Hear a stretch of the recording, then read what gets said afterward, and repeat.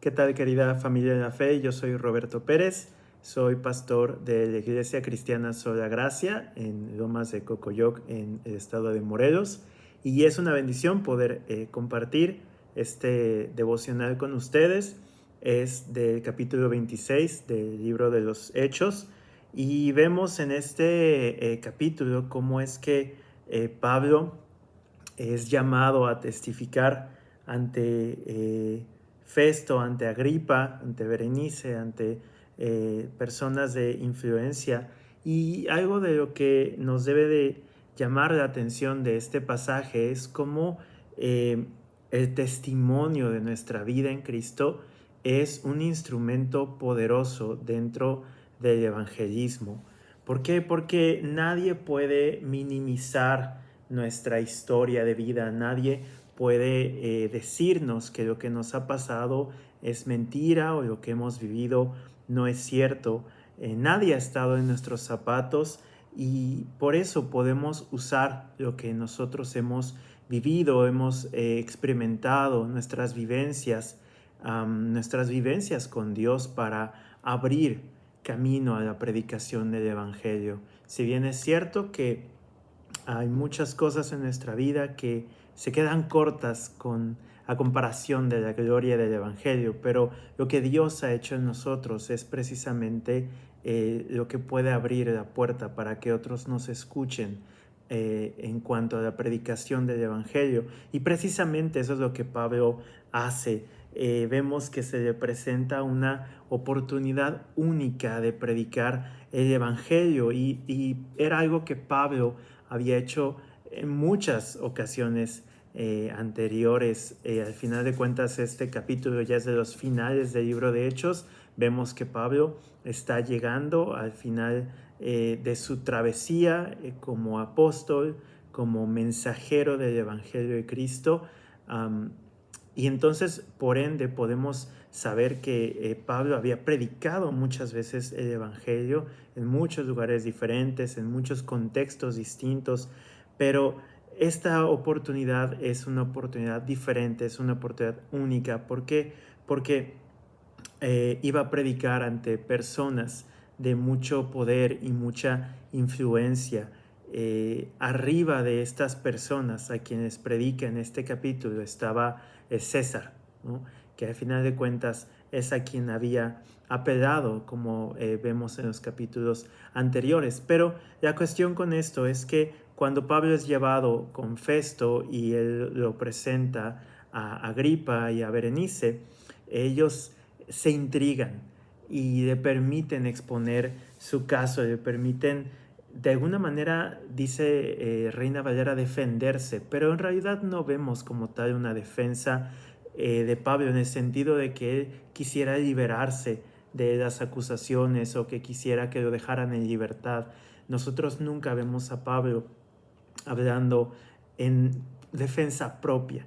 Lo que él hace es hablar a favor de Cristo. Él lo que hace es precisamente exponer la causa de Cristo, no su propia causa. Y lo interesante es que estas personas se sientan y se preparan para escuchar, pero lo que ellos pensaban escuchar era un hombre que se iba a defender y escuchan algo totalmente diferente, porque el objetivo de Pablo era que precisamente estos hombres y estas mujeres pudieran escuchar sobre Jesús, escuchar de la gracia, del poder de Jesús y cómo es que Él lo había salvado, cómo es que Cristo había hecho una obra poderosa en la vida de Pablo. Y precisamente vemos que Pablo divide su historia de vida, vemos que Pablo se prepara para contar algo que pensamos y estamos casi seguros que no era la primera vez que lo contaba. De seguro Pablo había contado su testimonio muchas otras ocasiones y por eso no le fue difícil predicar de esta manera. Pero lo que hace en primer lugar Pablo es relatar un poco de su historia sin Cristo. Y es que nosotros no podemos negar lo que éramos antes de Cristo. Cuando nosotros volteamos a nuestro pasado, podemos ver cuán lejos estábamos de Dios, pero cuán cerca estaba Dios de nosotros. En todo momento el Señor estuvo con nosotros a pesar de nuestro pecado, a pesar de nuestra rebeldía, a pesar de cualquier vida o estilo de vida que hubiéramos llevado, si nos considerábamos personas buenas o si definitivamente sabíamos que estábamos en malos caminos. Aún así podemos ver la gracia y la misericordia de nuestro Dios cuando volteamos a ver a nuestro pasado.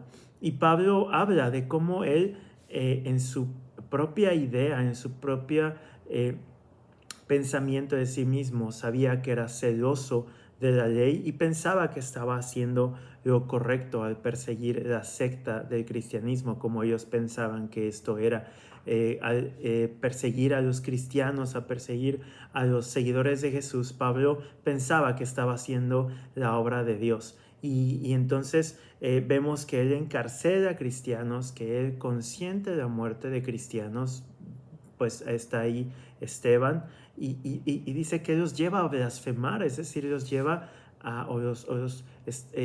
lleva a negar la fe, y eso fue tremendo, pero Dios no lo había desechado y eso es increíble. Dios tenía un plan para él y eso es una realidad para la vida de muchas personas que hoy por hoy no conocen a Cristo. Y eso lo lleva a la siguiente parte de su testimonio, cuando él relata su encuentro con Cristo. Pablo relata que cuando ve la luz de Cristo en el camino a Damasco, el sol se queda corto en su resplandor. Eso es lo que está diciendo Pablo. Y entonces lo lleva a preguntarse qué era esa luz. Y escucha la voz de Jesús.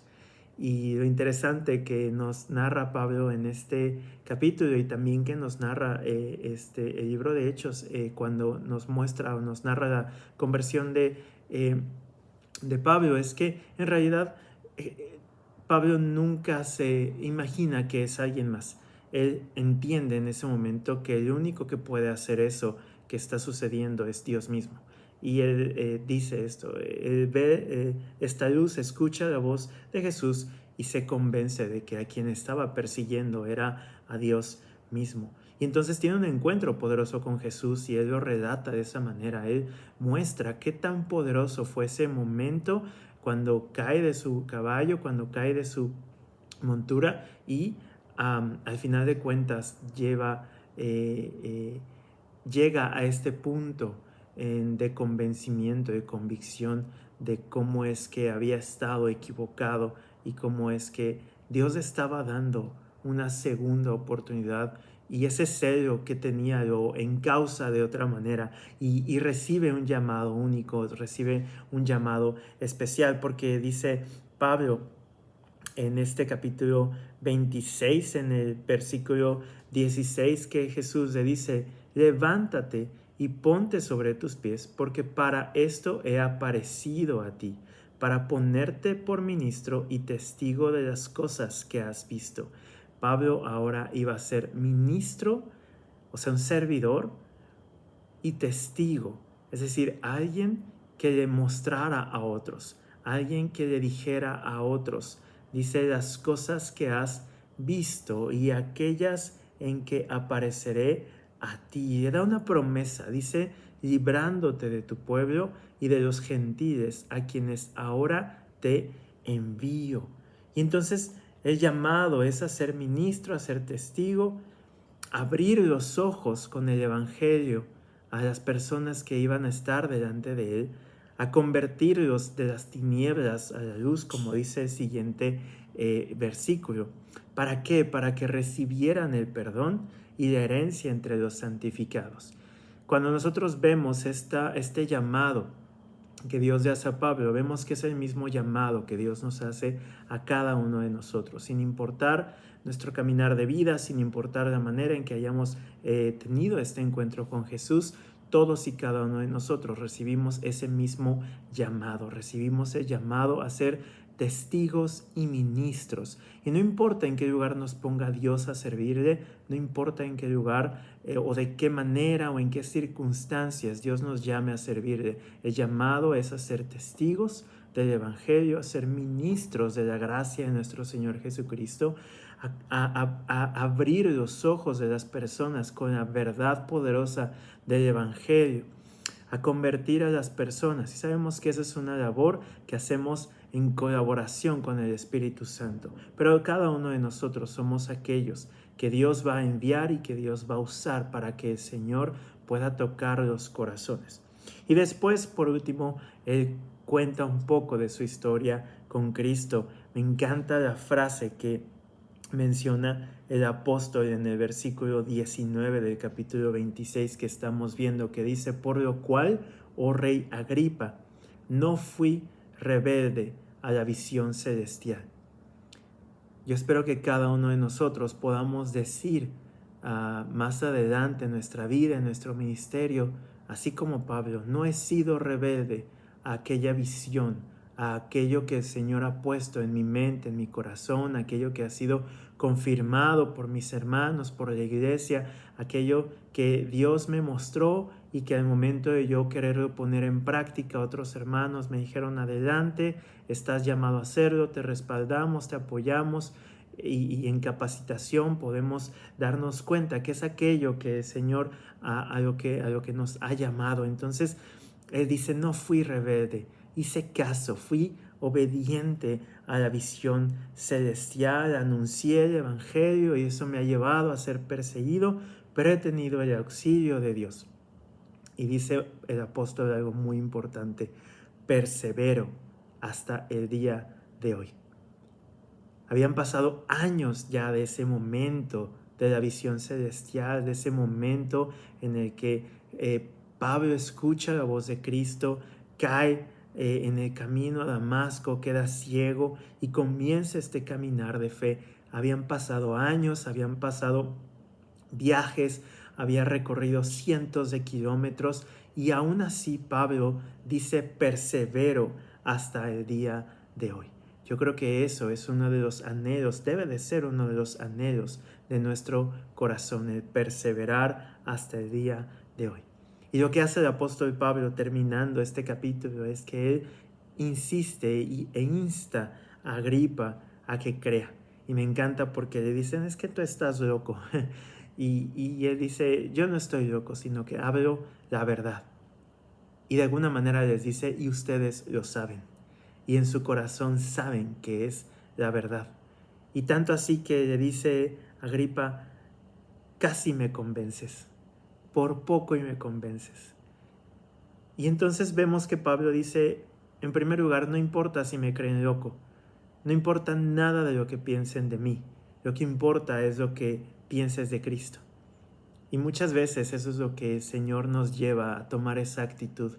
No importa lo que piensen de mí, no importa si piensan que estoy loco, no importa que piensen que estoy mal por dejar la vida como otros la piensan y dedicarme al ministerio.